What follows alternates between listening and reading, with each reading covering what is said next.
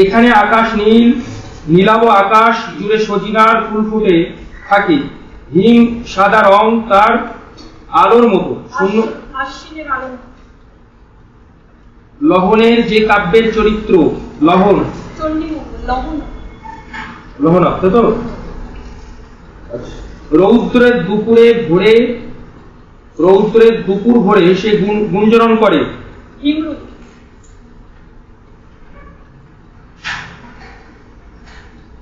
সত্য সিন্ধু জল বলিতে যা বোঝানো হয়েছে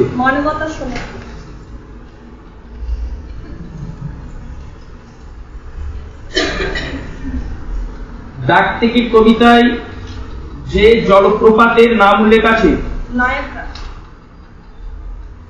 ঈশ্বরকে আকাশ পাতালে বনে জঙ্গলে পাহাড় চূড়ায় যারা খুঁজে বেড়াচ্ছে ঋষি ও দরবেশ।